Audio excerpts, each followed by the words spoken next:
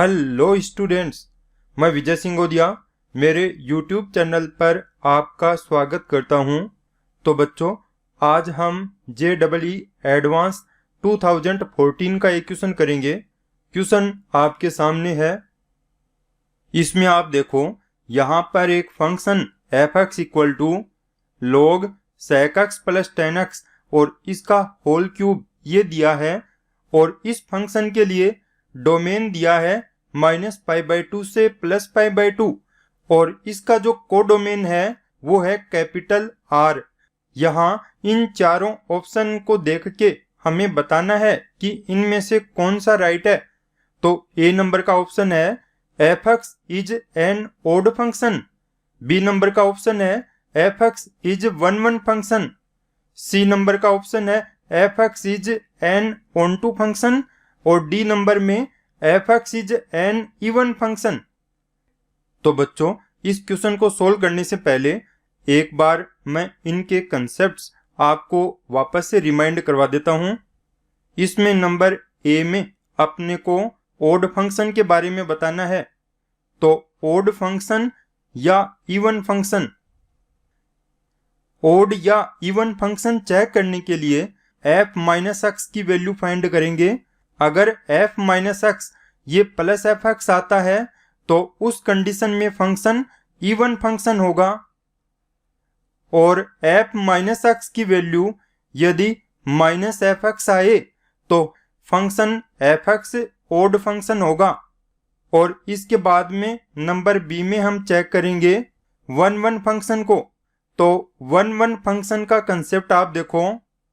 1 function के लिए अगर कोई दो सेट है, पहला सेट A है और दूसरा सेट ये B है, तो हमने जैसे माना x1 और x2 ये कोई दो एलिमेंट है और A से B में कोई फंक्शन f डिफाइन है। तो B में जो इमेज है वो है f(x1) और f(x2). इसका मतलब x1 की इमेज f(x1) है और x2 की इमेज f(x2) है। तो यहाँ पर A के अलग अलग एलिमेंट्स की यदि B में अलग अलग इमेज है तो ऐसा फंक्शन 1 फंक्शन होगा और हम इसको ग्राफिकली यूं प्रूव करेंगे।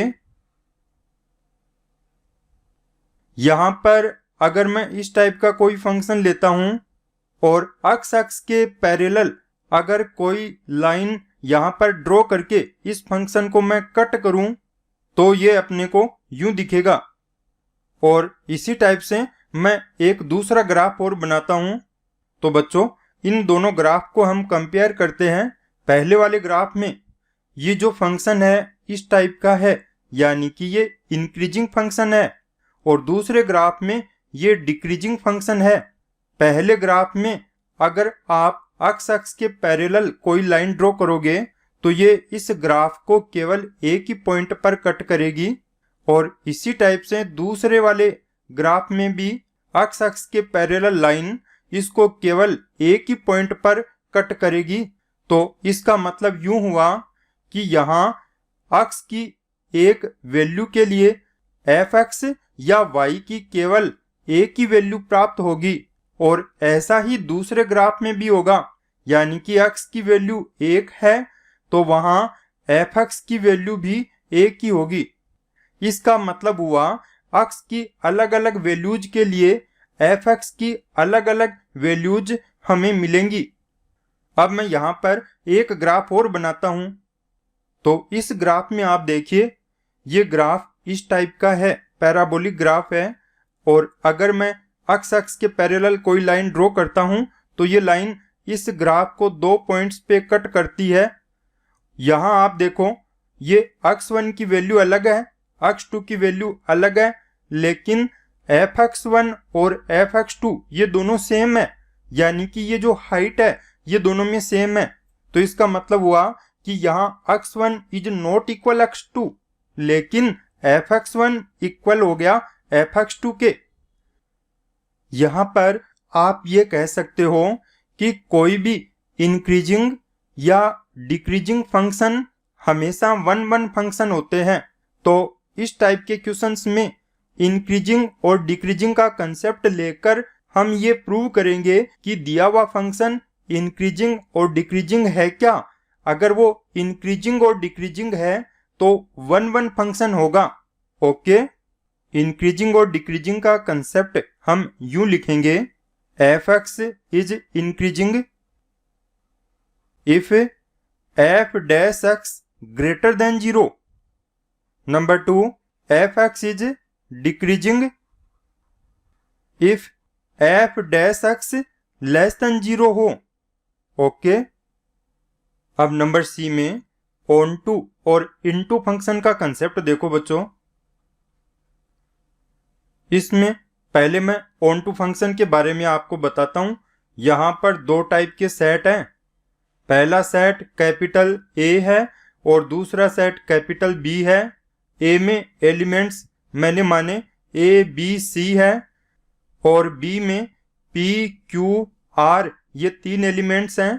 तो यहाँ हमने माना ए की इमेज P है, B की इमेज Q है, C की इमेज R है।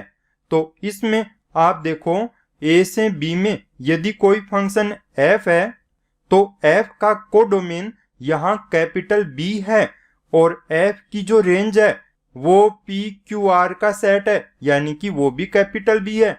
इसका मतलब हुआ ऑन टू फंक्शन के लिए f का कोडोमेन और f की रेंज दोनों एक समान होंगे। और इसी टाइप से इनटू फंक्शन के लिए आप देखो, इनटू फंक्शन में आप इस टाइप का रिप्रेजेंटेशन कर सकते हो।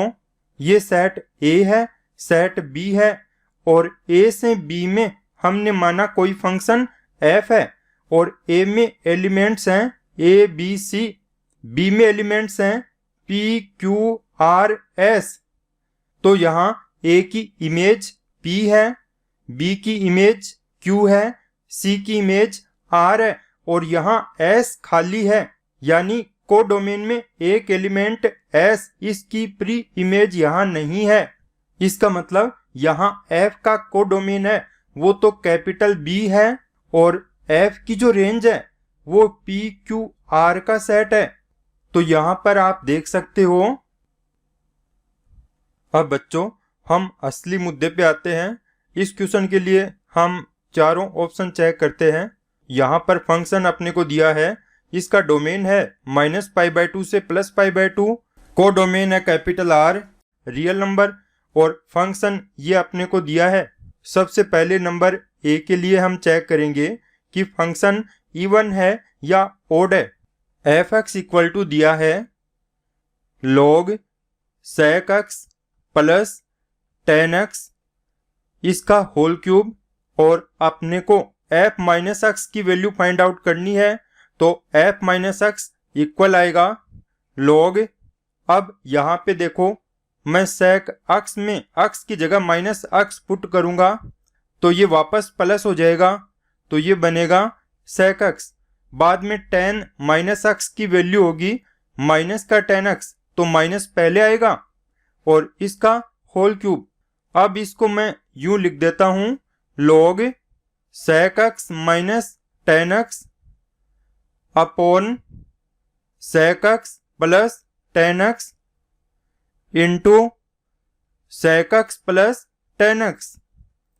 यानी यहां पर मैंने ऊपर नीचे sec x plus tan x से मल्टीप्लाई किया और ऊपर वाली वैल्यू देखो ये sec x minus tan x into sec x plus tan x, तो ये बनेगा sec square x minus tan square x और sec square x minus tan square x की वैल्यू 1 होगी, तो ये आ जाएगा log 1 upon sec x plus tan x और इसका होल क्यूब। और इसको आप लिख सकते हो log sec x plus tan x इसकी पावर -1 और ये बनेगा -1। यहां से पहले ले आएंगे log की प्रॉपर्टी के अकॉर्डिंग, तो ये होगा log sec x plus tan x और इसका होल क्यूब। तो ये बन गया माइनस का fx, क्योंकि ये पूरी की पूरी वैल्यू एफ एक्स की वैल्यू है, तो इसका मतलब ये फंक्शन ओड फंक्शन हो गया। अब नंबर बी में हम 1 1 के लिए चेक करेंगे। तो 1 1 के लिए आप ये देखोगे कि ये फंक्शन इंक्रीजिंग या डिक्रीजिंग है क्या। तो यहां पर मैं एफ एक्स इक्वल टू लिखता हूं log sec x plus ten x और इसका होल क्यूब, और अब इसको डिफ्रेंशिएट करता हूं विद रिस्पेक्ट x।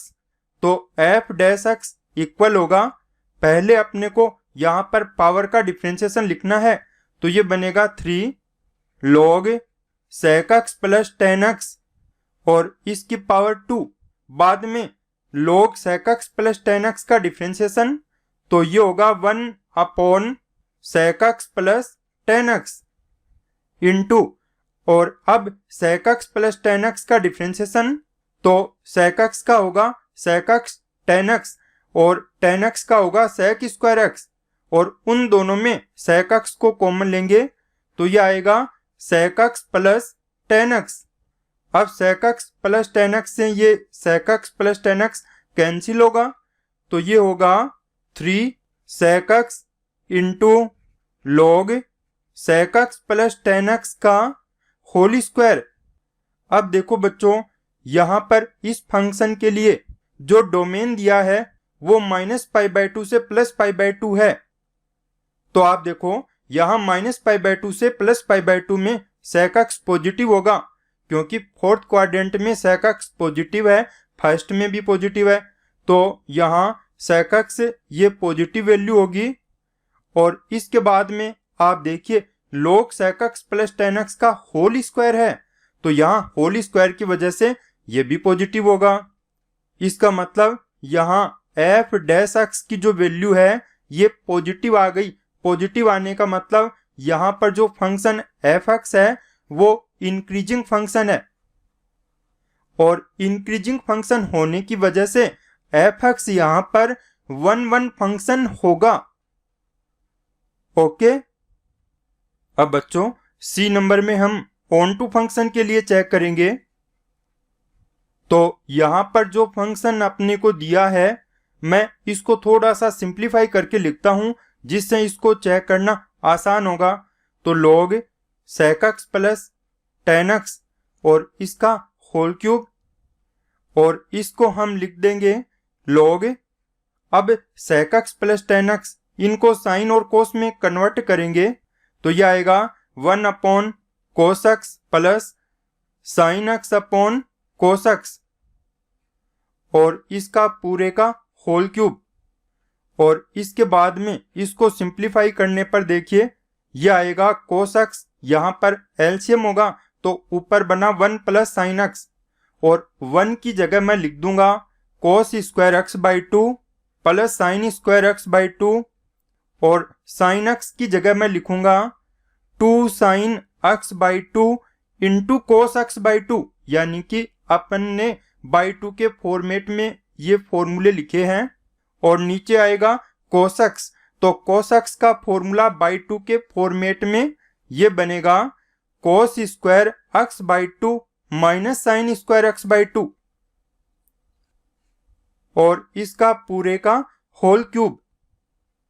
अब नेक्स्ट स्टेप में ये बनेगा log, अब ऊपर वाली वैल्यू आप देखो a square plus B square plus 2ab, तो ये बन गया a प्लस बी का होल स्क्वायर, यानी कि cos x by 2 plus sine x by 2 का होल स्क्वायर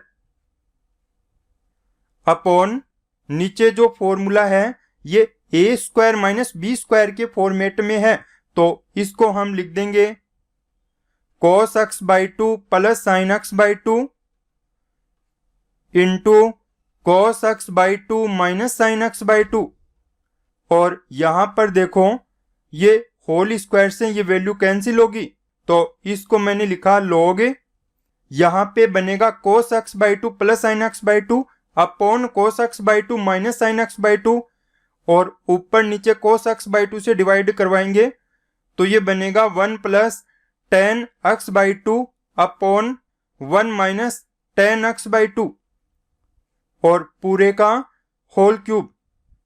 यहाँ पर ये भी पूरे का होल क्यूब है।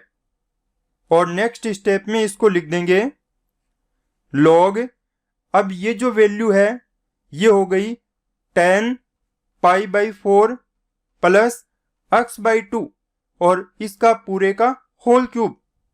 यहां आप समझ गए होंगे मैंने इसको यूं क्यों लिखा। आप देखिए 1 plus 10x/2 upon 1 minus 10x/2। यहां पर 1 की जगह हम लिखते हैं 10 π/4 प्लस 10x/2 अपॉन 1 माइनस, अब यहां पर जो 1 है इसकी जगह मैंने लिखा 10 π/4 इंटू 10x/2 और ये formula 10a plus 10b upon 1 minus 10a 10b type का हो गया। तो ये हो गया 10 π/4 प्लस x/2 यानी कि 10a प्लस b। ओके, तो देखो बच्चों यहां पर जो फंक्शन f(x) है वो बन गया log 10 π/4 प्लस x/2 का होल क्यूब। इस क्वेश्चन में आप देखो कि इसका जो डोमेन है यानी कि x की वैल्यू है ये -π/2 से लेकर +π/2 के बीच में है। और अब यहाँ पर हम तीनों साइड्स में 2 से डिवाइड करवाएंगे तो ये आएगा माइनस का π/4 less than x/2 less then π/4 और उसके बाद तीनों साइड्स में π/4 को ऐड करेंगे तो ये होगा 0 लेस देन π/4 प्लस x/2, ये होगा लेस देन π/2 क्योंकि π/4 प्लस π/4 π/2 होगा। और इसके बाद में तीनों साइड्स में 10 अप्लाई करेंगे तो इधर आएगा tan 0 और tan 0 की वैल्यू 0 होगी। लेस देन ये होगा 10 π/4 प्लस x/2 लेस देन इधर होगा 10 π/2 तो 10 π/2 की वैल्यू इंफिनिटी। और अब इसके बाद में इस फंक्शन में आप देखो log है तो यहाँ पर तीनों साइड में हम log अप्लाई करेंगे तो log 0 की वैल्यू ये माइनस इंफिनिटी होगी। लेस देन ये आएगा log 10 π/4 plus x/2 less than log infinity, ये इंफिनिटी होगा। उसके बाद में तीनों साइड्स का क्यूब करेंगे तो ये आएगा माइनस इंफिनिटी लेस देन ये बन जाएगा log 10 π/4 प्लस x/2 का होल क्यूब लेस देन होगा इंफिनिटी के। अब आप इसमें देखो ये जो वैल्यू है ये तो f(x) की वैल्यू है, इसका मतलब यहां पर f(x) ग्रेटर देन आ गया माइनस इंफिनिटी लेस देन आ गया प्लस इंफिनिटी। तो इसका मतलब हुआ f(x) बिलोंग करेगा माइनस इंफिनिटी से प्लस इंफिनिटी को।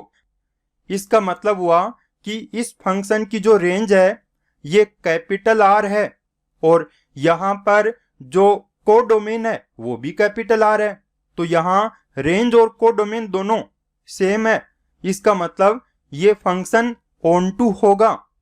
तो यहाँ पर आप कहोगे f(x) इज ऑनटू। ओके, अब हम इसके ऑप्शन चेक करते हैं।